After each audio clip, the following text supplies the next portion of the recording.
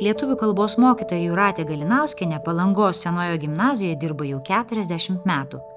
Per pastaruosius 12 metų pedagogė parengė apie 50 gimnazistų tapusių Lietuvos literatūrinių konkursų ir olimpiadų nugalėtojais. Jūratės ugdytinė Gabija Valužytė apibūdino ją kaip nepaprasto gerumo žmogų, o gimnazistas Linas Daukša džiaugiasi su mokytoja turėdamas nuoširdų santykį. Ne tik dabartiniai mokiniai, bet ir turbūt buvę šios mokyklos mokiniai išskirtų kaip ypatinga ir net mėgstamiausia savo mokytoja visoje mokykloje. Labai smagu yra dalyvauti jos pamokose, nes jos skatina kurti, tobulėti, kitą kartą ir patiems, o kartais skatinti ir kitus domėti šiais visais literatūros dalykais. Iš tiesų įgavau daug drąsos pati tobulėti ir mokytojos vedama dabar pasiekiau gan aukštus laimėjimus poezijos srityje ir taip pat netgi vertimuose.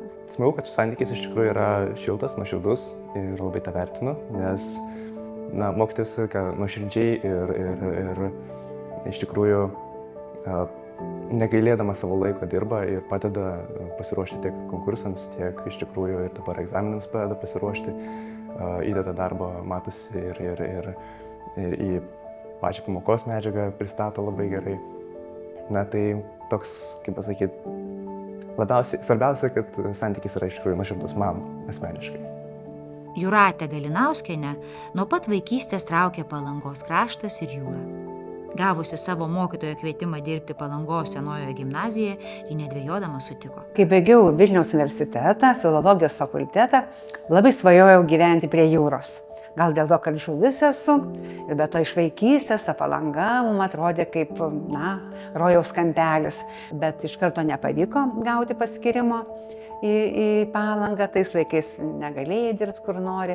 Ir paskui visai atsitiktinai susitikau buvusi savo mokytoją, literatų būrelio vadovą, šviesios atminties šitos mokyklos direktorių buvusi Algirdą Karačionką. Jam kaip tik reikėjo mokytojo ir jis pakvietė mane dirbti į Palangą. Ir aš su džiaugsmu atvažiavau. Lietuvių kalbos mokytojos profesiją Jūratė pasirinko neatsitiktinai. Jos abu tėvai buvo pedagogai.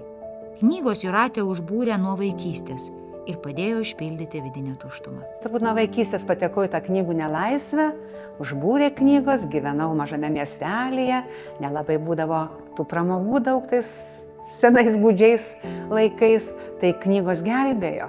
Turbūt perskaičiau visas įmanomas bibliotekoje esančias knygas, ir kažkaip natūraliai pati pradėjau rašyti.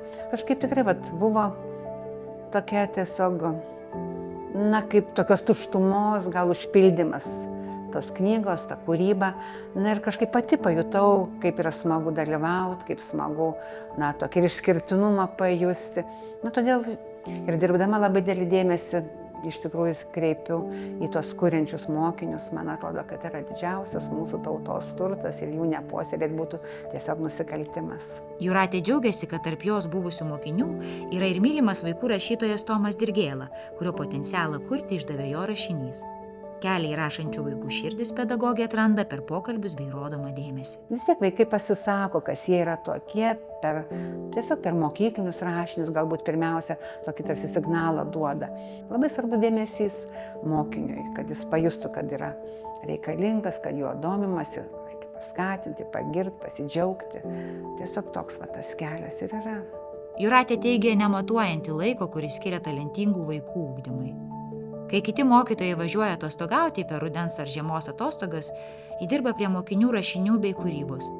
Ir nė kiek nesigaili, nes tame mato didžiulę prasmę. Tai yra prasmė, tai yra smagu, kai jauti tą grįžtamąjį ryšį, kad matai laimingus žmonės, toks tarsi ir savęs realizavimas yra kartu, nes vien pamokos būtų neįdomu. Galų gale tai skatina ir patį domėtis, neleidžia sustingti, neleidžia senti galų gale. Ir vaikui nauda, ir aš matau savo gyvenimo didelę prasmę. Jūratei balansą tarp darbo ir poilsio padeda išlaikyti sąmoningumas, knygų skaitimas, lankymasis spektakliuose, bendravimas su širdžiai mielais žmonėmis ir žinoma jūra. Mokytisgi nesikempinė, tave išspaus paskutinį syvą ir tu gali kristi.